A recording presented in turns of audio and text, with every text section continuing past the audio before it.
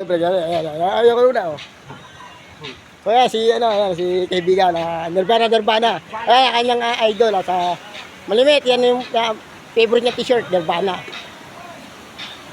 So, yan, libre to, sa bigla lang daw, sabi ni kaibigan. So, yan, shoutout sa mga viewers natin, yan, shoutout.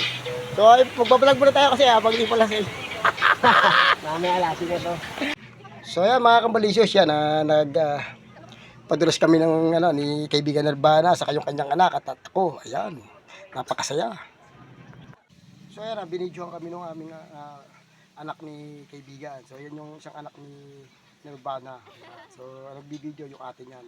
So anak ni Nirvana. So ayan, nandiyan kami at nagpapadulas. Yan. Yan kami. Yan si Nirvana. So mamaya ako naman yung susunod yan. So kailangan kasi makababa muna bago padula. So medyo matagalan akong magpaano kasi hinarang ako ng para hindi magkasalpukan. So ayan, nandiyan ako. So ang saya at talagang nag-enjoy kami at sulit. At talagang lahat ng talagang nagpadulas talaga kami. Ayan ako, yun, saya. So ayan, maraming salamat sa libre ni kaibigan. Maraming salamat sa iyo kaibigan Nirvana, founder Kulot. Thank you. So ayan, 12 na yan. So ayan, nagbabol. So talagang at kami, ayan, talaga naman ang saya. Yan. So siyempre kumuha na rin ako ng sariling video. Kanina taga-video ako ni kaibigan Nirvana. Kinuha ko silang mag-anak. At ayan, siyempre medyo hindi ko nga mapatay ang cellphone kasi gawa ng madulas, gawa ng sabon. So ayan, so okay lang. At talaga naman nag-enjoy kami.